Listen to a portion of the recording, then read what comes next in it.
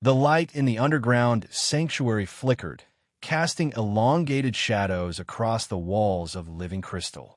Elder Lyra stood before the War Council, her slender fingers tracing patterns across the bioluminescent display. The holographic representation of their home planet, Ilera, pulsed with patches of angry red, Cthar infestations spreading like a disease across their once pristine world. The northern agricultural colonies have fallen, Lyra announced, her melodic voice betraying none of the devastation she felt. The defensive spores were overwhelmed within hours. We've lost contact with all sentinels in the area. Around the circular table, the remaining Sylvani elders, once hundreds, now merely 12, absorbed this latest blow in silence. Their tall, willowy frames seemed to bend under the weight of 50 years of relentless war. Their opalescent skin, evolved to capture and process sunlight through photosynthesis, had grown pale in these underground chambers, far from Ilera's dual suns. "The last haven is all that remains," said Zephyr, the eldest among them. His voice, once powerful enough to commune with the great forest spirits of the eastern continents, now barely carried across the chamber. "Our people are down to less than 1 million souls. We who once touched the stars are now huddled beneath the soil like rodents." The Sylvani had not always hidden underground. For millennia, their civilization had flourished across Ilera and its neighboring worlds.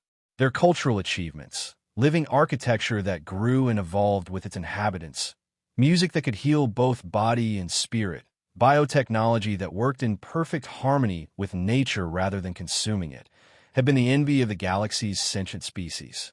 But that was before the Cthar hive emerged from the dark spaces between spiral arms. The Cthar were not a species in the traditional sense, but a collective consciousness spread across billions of insectoid bodies. They consumed worlds not merely for resources, but to expand their collective intelligence, assimilating all life forms and technologies into their ever-growing hive mind. In their wake, they left only barren husks of planets, stripped of all that made them unique. The Sylvani, with their deep connection to the complex ecologies of their worlds, had been particularly vulnerable. Their defensive technologies, focused on deflection and healing rather than destruction, had proven inadequate against the Cthar's ruthless efficiency. Colony after colony had fallen. Billions of Sylvani lives have been snuffed out, or worse, assimilated into the hive. The orbital sensors detect massive Cthar fleet movements, continued Lyra, advancing the hologram to show the approaching swarm. They're gathering for a final push. Analysis suggests they will breach our last energy shields within 14 planetary cycles. "Then it is over," whispered Thorn, once the most optimistic of the council. "Our species ends not with a song, but with silence." Lyra's four-fingered hand clenched into a fist. "I refuse to accept that," she said. "As long as a single Sylvani remains, we must fight." "With what weapons?" asked Zephyr. "Our biophase disruptors were depleted in the defense of the Cerulean Islands. Our mycelial barrier network is failing node by node. Our species has never excelled at warfare, Lyra. We are healers and creators, not destroyers." "Then perhaps," said Lyra, her voice dropping to nearly a whisper, "it is time to seek help from those who are." A heavy silence fell over the council chamber. They all knew what she was suggesting. "The humans," said Iris, the youngest council member, giving voice to the unspoken thought. "You want to contact the humans." Humans were more legend than reality to most Sylvani. Their isolated star system lay far from established trade routes, and they rarely ventured beyond their immediate cosmic neighborhood. What little was known of them came from fragmentary records and third-hand tales. A bipedal species, surprisingly adaptable, alarmingly unpredictable, and possessing a disturbing aptitude for conflict. "We have no diplomatic relations with them," objected Zephyr. "No treaties, no cultural exchanges. They are an unknown variable, potentially as dangerous as the Cthar themselves."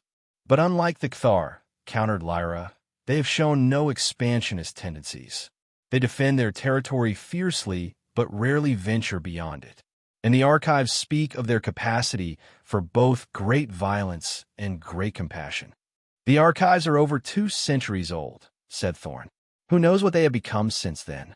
Would you rather face certain extinction than uncertain alliance? Asked Lyra. Her gaze swept the council chamber, meeting each elder's eyes in turn. I'm not suggesting we invite them to our world or reveal all our secrets, but a distress signal, a call for military assistance. What do we have to lose that isn't already being lost? The debate raged for hours. But as the Cthar swarm grew ever closer on their monitoring systems, even the most reluctant council members began to yield. Very well, said Zephyr finally. Send a call. But know this, if we survive the Cthar only to face human domination, history may not judge us kindly.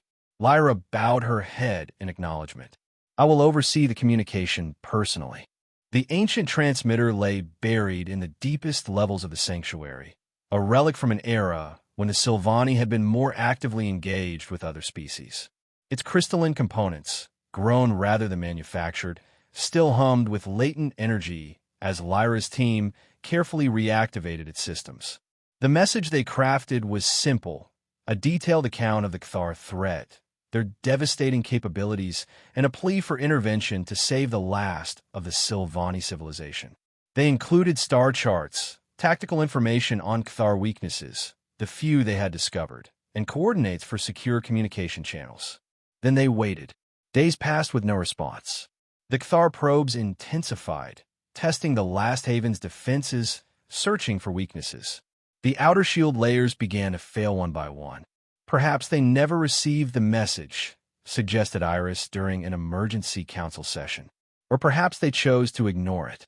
We can't know, said Lyra, though exhaustion threatened to overwhelm her. She hadn't slept in days, dividing her time between the communication center and the defense coordination hub. But we must continue as if we stand alone. Divert power from the agricultural sectors to strengthen the remaining shields. That will cause crop failures within weeks, warned Thorne. We won't survive weeks if the shields fall, replied Lyra grimly. As she left the council chamber, a young technician rushed to her side, practically vibrating with excitement. Elder Lyra, the communication array. It's receiving a signal, not from any Sylvani frequency. It's different. Lyra's heart's quickened. Show me. In the communication center, the ancient receiver pulsed with unfamiliar patterns. The technicians worked frantically to decode the transmission, to make it compatible with Sylvani sensory systems. Finally, a voice emerged from the crystalline speakers. Not the musical tones of Sylvani's speech, nor the grating telepathic intrusion of Cthar communication. This was something else entirely, measured, precise, with an unusual cadence that somehow conveyed both great restraint and barely contained power. This is Coordinator Ava Sharma of the Terran Defense Network responding to distress signal designate XJ 7729. We have received your transmission and are analyzing the data provided. Stand by for further communication. The message was brief, and the voice was filtered through translation matrices that stripped away much of its emotional content. But it was enough to send a ripple of hope through the command center. They heard us, whispered Iris, who had arrived moments after the message began. The humans heard us. Lyra felt a complex mix of emotions she couldn't easily name. Relief, certainly, but also apprehension. The tone of the message, so clinical, so restrained, didn't match the passionate, impulsive species described in their ancient records.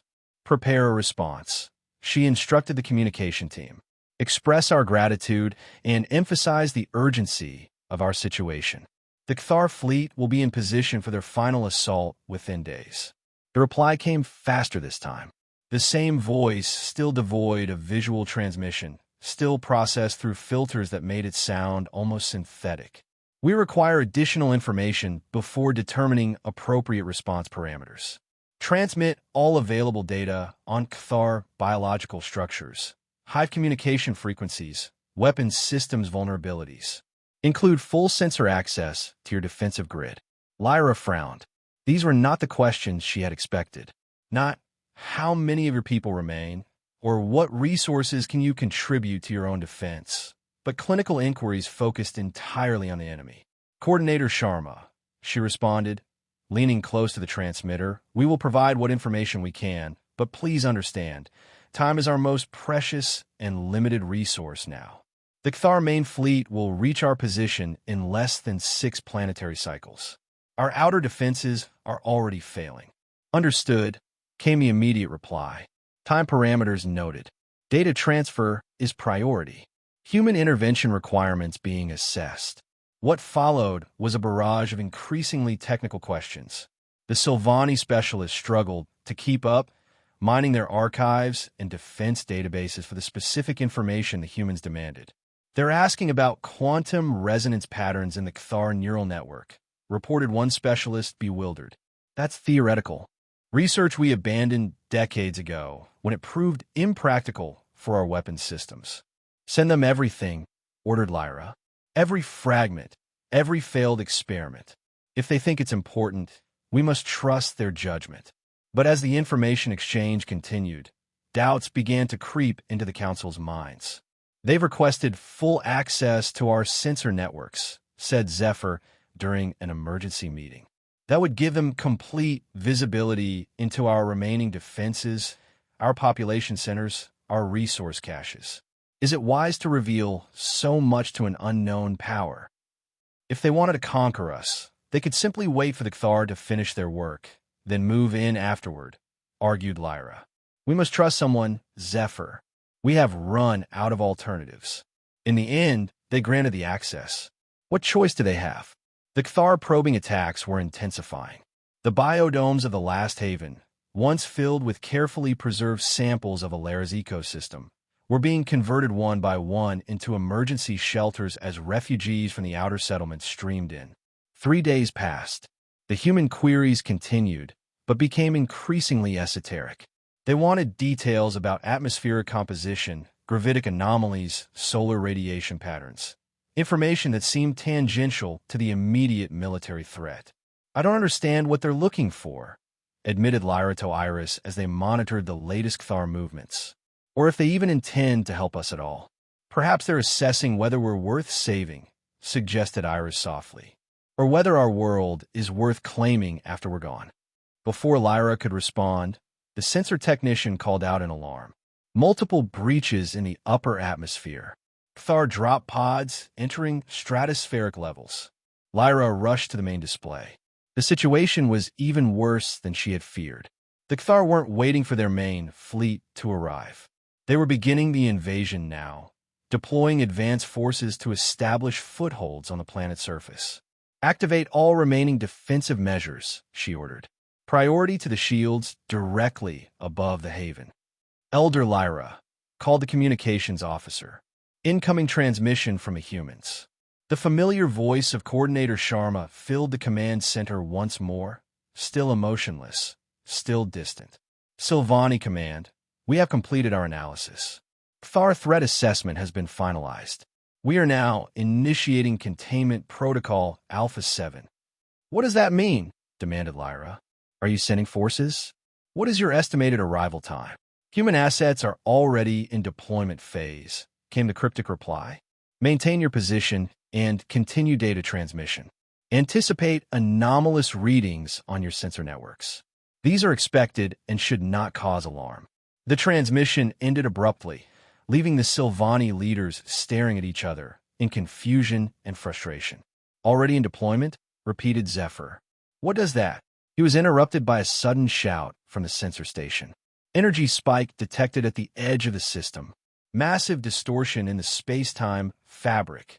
The main display flickered, then stabilized to show a bewildering sight.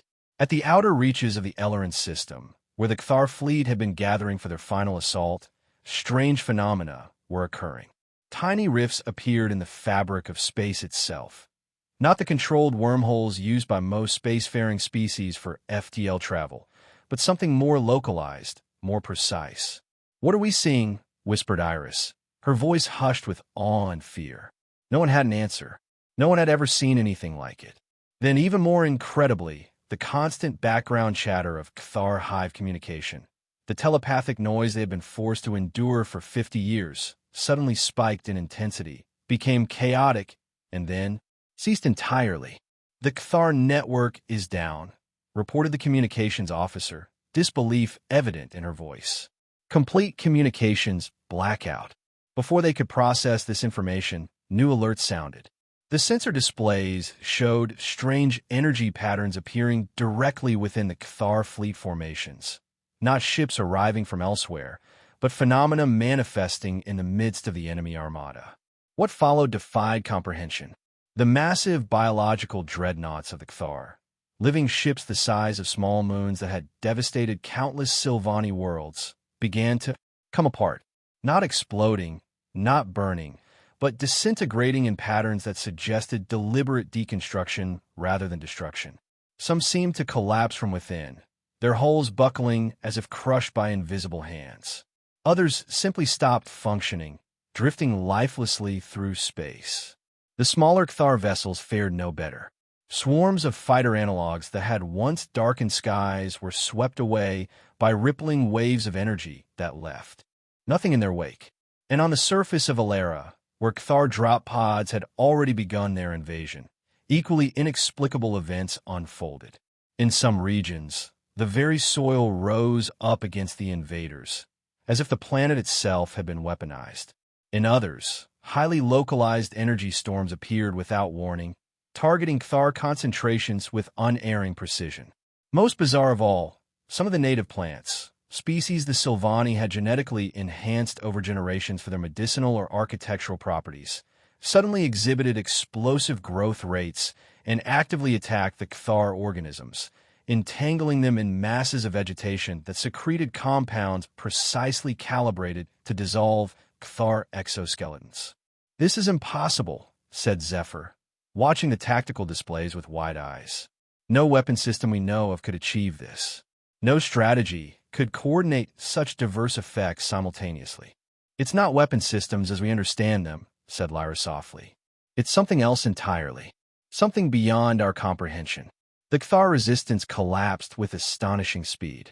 Their hive mind, deprived of its telepathic coordination and faced with attacks it could neither understand nor counter, fragmented into isolated pockets that were methodically eliminated one by one.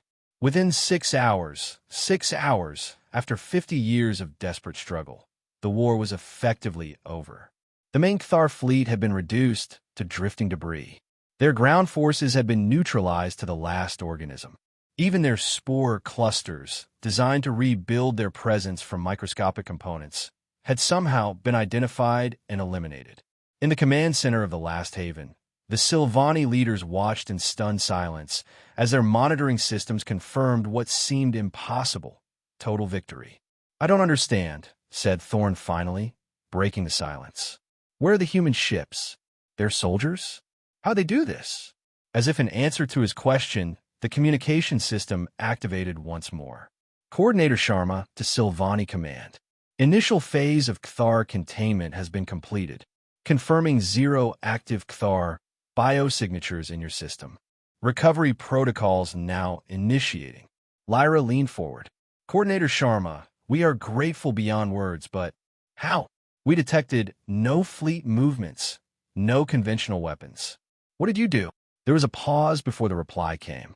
"Our intervention utilized specialized methodologies developed for efficient threat elimination while minimizing collateral damage to indigenous populations and ecosystems.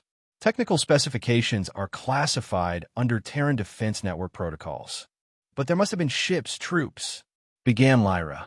"Direct human physical presence was not required for this operation," came the matter-of-fact response. "Automated systems and targeted energy applications were sufficient. Be advised that decontamination drones are now being deployed to your surface. These units will neutralize remaining Cathar biological residue and begin environmental restoration procedures." As if on cue, the sensor networks detected small, sleek objects entering Alara's atmosphere, not in the brutal, burning descent of invasion, but with controlled precision. The objects, no larger than Sylvani transport pods, dispersed across the planet's surface, concentrating on areas of heaviest Cathar activity. "These drones," said Lyra carefully, "will they require assistance from our people?" "Negative. Drones function autonomously. No Sylvani interaction required or recommended at this time. Safety protocols are active, but proximity should be avoided until decontamination is complete. The implications slowly sank in. The humans had utterly defeated an enemy that had nearly driven the Sylvani to extinction, and they had done it remotely, without risking a single human life, using technology so advanced it appeared magical to those it had saved. In the days that followed, the full scale of what had happened gradually became clear. The human drones, some airborne, others moving across land or through water, systematically eliminated all traces of Cathar presence. They neutralized toxic residues, disassembled abandoned drop pods, and even repaired some of the environmental damage caused by the Long War, all without a single human being setting foot on Alara. The Sylvani people emerged cautiously from their underground havens. They stood beneath open skies for the first time in years, breathing air untainted by fear. They began the long process of rebuilding, of reclaiming their world. But alongside their relief and gratitude ran a current of deep unease. They never asked for anything in return, said Iris during a council meeting 2 weeks after the Cathar defeat. No resources, no territorial concessions, no technological exchange. Nothing.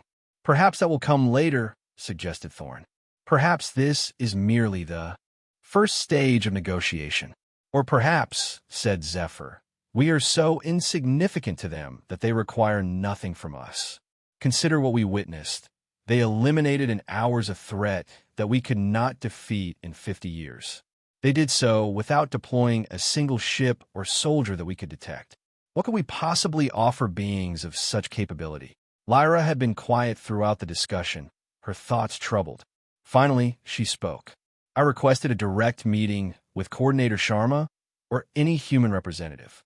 I was informed that direct contact protocols are not authorized for this intervention level. They suggested ongoing communication would be handled through automated systems. A heavy silence fell over the council. So we've been saved, said Iris bitterly, but not deemed worthy of actual conversation. We've been, Lyra's search for the right word, processed, efficiently, like a medical procedure performed with technical excellence, but minimal personal engagement. Is that not better than extinction? Asked Thorn. Of course, said Lyra quickly. I'm grateful beyond measure, but I also fear what this means for our future. We now exist in a universe where beings of such power and such distance are watching from the shadows. The rebuilding of Ellerin society proceeded with remarkable speed, thanks in no small part to the advanced reconstruction drones the humans deployed after the decontamination phase was complete. These machines, again operating without human oversight, repaired damaged infrastructure, restored agricultural lands, and even assisted in re-establishing the complex biological networks that had been the foundation of Sylvani civilization. Within months, the most obvious scars of war began to fade. The great forest nodes that had once connected Sylvani communities across continents showed new growth. The living cities began to regenerate, spreading their roots and branches to once again embrace their inhabitants. But the Sylvani themselves had changed. The carefree connection to nature, the artistic focus, the philosophical depth that had defined their species for millennia, all were now tempered by a new wariness, a pragmatic edge born of suffering and salvation. Military research, once considered distasteful and given minimal resources, became a priority. Defensive systems were rebuilt and enhanced. Long-range sensors, designed to give early warning of any approaching threat or approaching savior, spread throughout the system. And always, in the back of every Sylvani mind, lurked the knowledge. We are not alone, but we are perhaps very small. 6 months after the Cathar defeat, Lyra stood on a high balcony of the newly regrown council spire, looking out over the central city as it glowed in the light of Alara's setting suns. The living buildings pulsed gently with bioluminescence, preparing for the night cycle.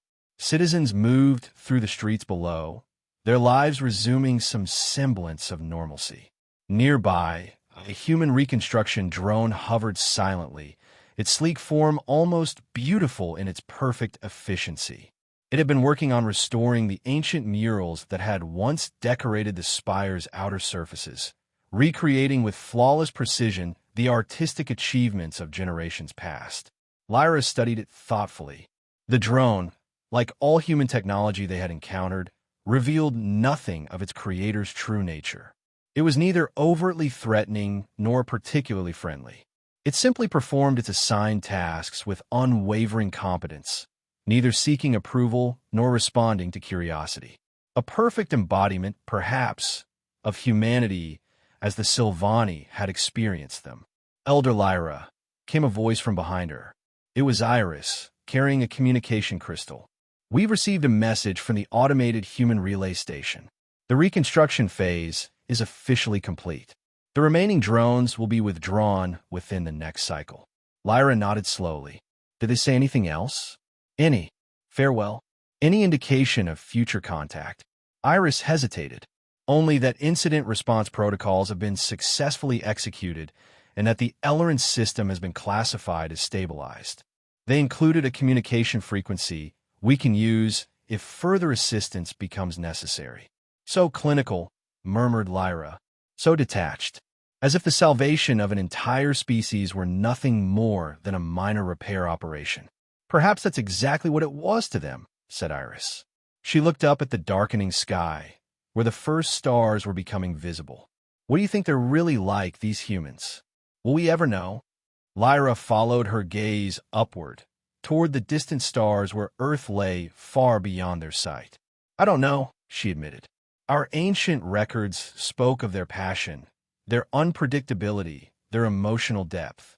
But we've seen only their efficiency, their power, their detachment. Maybe both are true," suggested Iris. "Maybe they reserve their passion for themselves and their detachment for others. Or maybe they've evolved beyond what our records described." Lyra considered this. "Whatever they are," she said finally, "we now live in their shadow. Not as conquered subjects or even as acknowledged allies, but as, I don't know what we are to them. Neighbors they helped during a crisis? An interesting biological system they chose to preserve? A minor entry in their vast catalog of intervention protocols?" The drone nearby completed its work on the mural and drifted away, moving on to some other task with silent purpose. Tomorrow it would be gone, along with all its kind, leaving the Sylvani to continue alone. "We should be grateful," said Iris, though her tone suggested complicated feelings beyond simple gratitude. "We survived. Our world survived. Thanks to them." "Yes," agreed Lyra. "We have survived. And now we must learn to live again, not just as we were, but as we must become. In a universe where humanity exists, where Cthar existed, where other powers beyond our comprehension may wait, we cannot return to our old innocence." She turned away from the view, facing Iris directly. "But neither can we abandon what makes us Sylvani. Our connection to life, to growth, to beauty, these things saved our spirit during the war years. They must not be sacrificed to fear now." Below them, the city pulsed with renewed life. Children who had never known the sky now played beneath the stars. Elders who had resigned themselves to dying underground now tended gardens under open air. A civilization that had stood on the precipice of extinction now looked toward a future, uncertain, perhaps, but existent. "We have been changed by fire," said Lyra softly. "First by the Cthar destruction, then by the human salvation. But what emerges from that double crucible is still ours to shape." Together, they watched the last light fade from the horizon. The ancient mural, newly restored by inhuman hands, depicted the Sylvani creation myth, a story of growth from simple seeds to complex consciousness, of harmony achieved through countless small adaptations, of beauty emerging from struggle. Perhaps, thought Lyra, it was time to add a new chapter to that ancient story. A chapter about the day when humans joined the war and ended it in ours. A chapter about learning to live in the aftermath, in the uneasy peace that followed, in the shadow of powers beyond comprehension. A chapter about finding their own path forward, carrying the weight of gratitude and fear in equal measure, never forgetting either the abyss they had gazed into or the distant, clinical hand that had pulled them back from its edge. As the final drone departed Ellorin's space the next day, Lyra stood in the council chamber, watching it go on the sensor displays. Its mission completed, it accelerated away without ceremony or farewell, quickly becoming just another point of light among the stars. "Safe travels," she whispered to the empty air. "And thank you, whoever you truly are." Then she turned back to her people and the long work of rebuilding that still lay ahead, a task that was theirs alone, in a universe far larger and stranger than they had ever imagined.